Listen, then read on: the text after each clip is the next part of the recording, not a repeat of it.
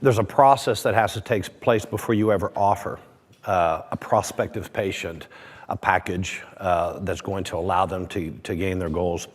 You know, I was looking at some recent research done by Accenture, a global consulting group, and in 2000, there were, out of the calculation that did an estimate of 683,000 practitioners in the US, 57% were independent.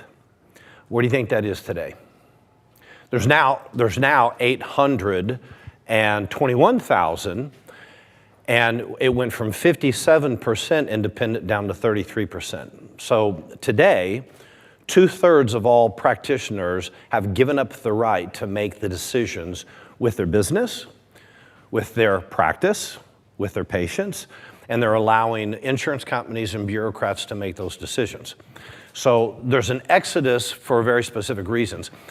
There's plenty of doctors like yourself and those watching this program right now on EvoMed that want to practice, that want to run a private practice, and they want to run things in a fashion that allows them to deal with those people that come to them and trust them.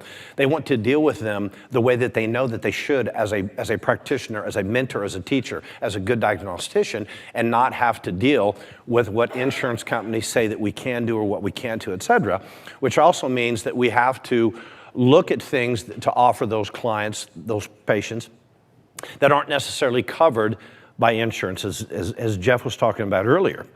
The most valuable thing that you can offer these people is your knowledge. Well, learning to do this, the reason that people drop out and they come to the point of going, I can't stay in private practice anymore, it's not feasible, I can't keep my doors open, they end up selling to a corporate situation, and now they're in a hospital or one of these many emergency clinics going up all over America.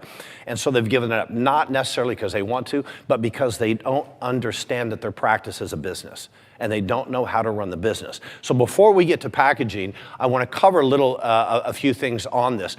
I can't cover these tonight, but some of the things that take place once you decide, I want to stay in private practice, I want to run the practice of my dreams and deliver the kind of care that I know that I should and what I can, you're going to have to learn to promote yourself.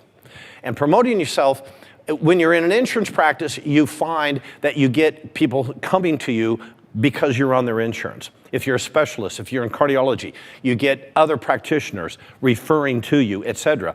When you go at it to where you're doing more of a proactive approach, you step away from that. That doesn't mean you can't have a hybrid practice. That doesn't mean you can't still have insurance, but you're going to be working with people delivering services that aren't necessarily covered. So your public needs to know who you are. There's plenty of people that need you, but we don't know how to get out and promote ourselves. Whether that is, James has got a book here, that's a promotion piece. Having lessons on YouTube, having webinars, speaking publicly, et cetera, having these meetup groups like he talked about. These are all things to promote. Number two, patients who sign up, pre-education. Too often we expect people to come in and we get confused. Someone comes in our practice, we know they need that help, and then they don't sign up for our cash services, and we're wondering what's happened. There's not a pre-education process taking place, meaning when I did have my practice, no one came into my practice for a consultation that hadn't gone through some type of pre-education. Again, whether that was online, video, webinar, live talk, what have you. And then there's the point of when they do come in, that consultation, I'm going to call that positioning, because how you communicate to that prospective person in front of you, that prospective patient, means all the difference in the world whether they're going to move forward or not. And it starts with listening to find out really where they're going. I'll talk about that a little later. But positioning is going to be important, because if this doesn't take place, again, talking to that person in front of you about what it's going to take to move forward, what those services are, and what the investment is not going to go anywhere. So I can't cover these today. James had asked me, hey, can you cover this, Charlie? Can you cover this packaging so these doctors really understand that this is the way to go? So we're going to focus on this, but let's talk a little bit about why we need to put this in and the difference between the typical practice management model and the doctor entrepreneurial model. So a lot of you've probably had some kind of maybe management coaching, and I'll express it this way. No matter what kind of practice you run, you need to find someone that knows more about the direction you want to go than you, meaning some type of coach, practice management, if you will. But I'm going to try to explain the difference here in practice entrepreneurial model or in the management model, it's really teaching you to stay in the traditional model and make it more efficient. So from the patient experience, here's what you get. Very little time with the doctor. Impersonal.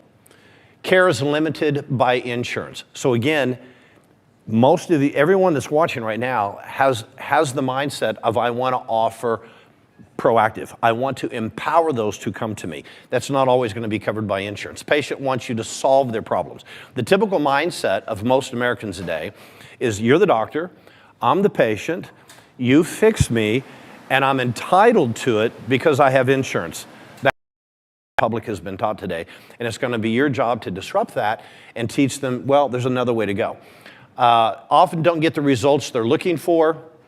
The way that on the patient experience on the doctor entrepreneur model, you get as much time as needed. That doesn't mean you're going to have an hour appointment every time, but it means more than 7 minutes. It means more than 10 minutes. It means what you need with that individual as they go through your program. Personalized care, so it's going to be unique to them.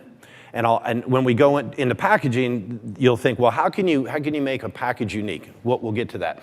Care is not limited by insurance. You're going to deliver exactly what they need. You're not going to make a judgment call, well, whether this person can afford it or not. That's going to come later.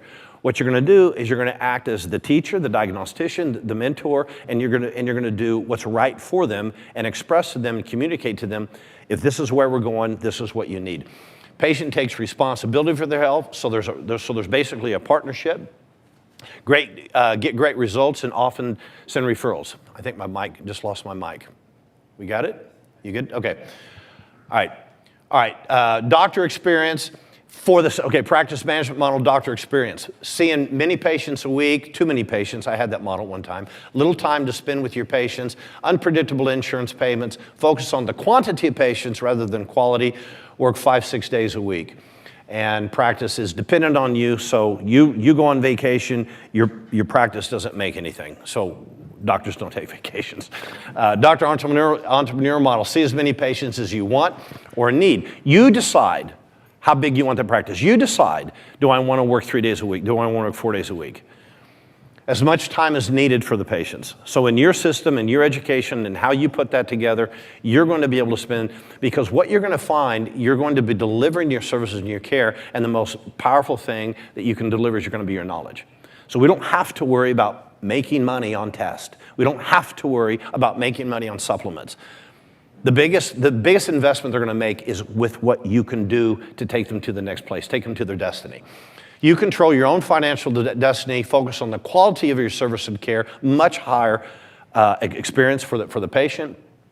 Work 4 days a week, practice can run independent from you. That won't happen right off the bat, but that may be a goal for you to make certain that practice is running and is able to function if you decide to take time off with your family.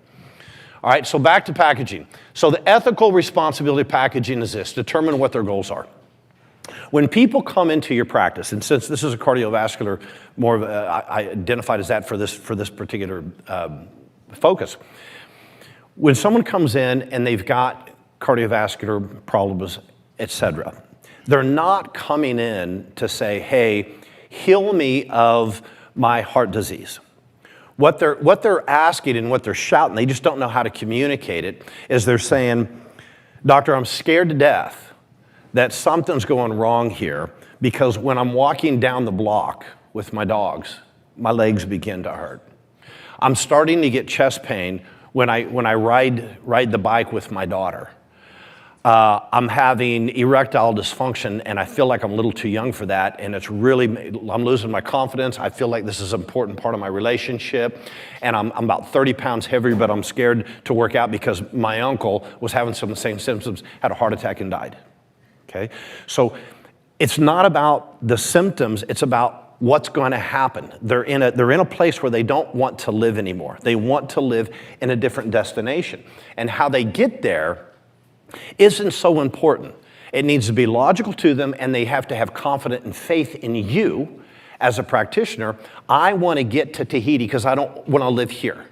I'm in Michigan right now. I want to live in Tahiti. Okay? How do I get there, doctor? They're not overly concerned with exactly how the plane flies and how comfortable the plane's going to be and what meals are going to be fed on the plane. They just need to know, I'm confident that Delta's going to get me from here to Tahiti, okay? As physicians, we have a tendency to preach about the plane trip, to preach about how great the plane trip's going to be, how great we are as the captain of the ship. What they're interested in is, I don't want to live here anymore. I want to live in Tahiti. Can you get me there? I can get you there. And when we hear that and we express that and they say, that's right, that's what I'm looking for, now they're seeing their health as an investment. The plane trip's an expense. Your services are an expense. The supplements are an expense. The goal and the destination is an investment, okay? So determine what their goals are. Listen to them. Communicate what they need to achieve their goals. So up front, once I know what those are, and I've communicated to that person and their loved one, if they have a spouse, right? I'm going to go back to them. Is this where you want? That's where we want to go. Here's what we're going to need to get there, and what your responsibilities are, and what the financial commitment. Now, the first thing that's going to happen is, if this is where I want to go, I've got to make certain it's very clear what it's going to take. There has to be agreement. I'm willing. And it's logical. It makes sense. I believe that plane's going to get me into Tahiti. I'm all on board. And then here's your responsibilities. Are you willing to do that? Here's what my responsibilities are. And now, and not until then, do we ever get to a financial commitment. You never, ever have any purpose or point going into what the finances are if they're not fully on board, ready to fly to Tahiti, okay? So the ethical responsibility, let's make certain everything's up front. The package is best for the patient because they know in advance what they're getting into. We don't drag them along visit to visit to visit. They know. Is it going to be 3 months, Doc? Is it going to be 4? How long is it going to take? The personal responsibility and involvement on their side. All the product, service, education available. They just need to know you got them. You don't have to go into a lot of detail. They just know you got them. What's their investment? Package is best for the practitioner. You have a long-term commitment up front as a partner in health. You get paid for your knowledge. You get paid up front for your services. You won't have to sell your patient every visit. And by the way, getting paid up front for your services also allows them to have a budget it out and make payments. So it makes it more affordable. You can charge more. You can actually charge what you're worth. You're not going to upsell stuff. Again, I didn't upsell labs and things like this. It was my knowledge and my team's knowledge. The patient has skin in the game, so you have compliance. And then, so when we package things, I'm going to try to move pretty quick here when we package things, and I'm going to show you a package so it makes sense to you. But if I brought someone in here, every practitioner right now, if I brought someone off the street and you had 5 minutes to read their history, it gave you what their drugs were, their medications, what surgeries they had, how old they were, et cetera, and you had 5 minutes to talk to them, there's not one person here that couldn't determine that's a mild cardiac case, that's a moderate cardiac case, or that's a severe cardiac case. You can do it in 10 minutes. So we can design packages ahead of time that compile all the fundamentals that we want to have in that, whether it's nutrition, certain supplements, certain labs, et cetera, ahead of time, and then we can tweak it for that person. But again, what we're not selling, what orthodontists have figured out pretty well, is when someone comes in and they want beautiful smile, $7,000, $8,000 is reasonable. What's not reasonable is $7,000 for the hardware, and they never sell you the hardware. You're selling someone a life. You're changing their entire life. And sometimes, as Jeff mentioned, again, we have a hard time thinking somehow that's not worth it.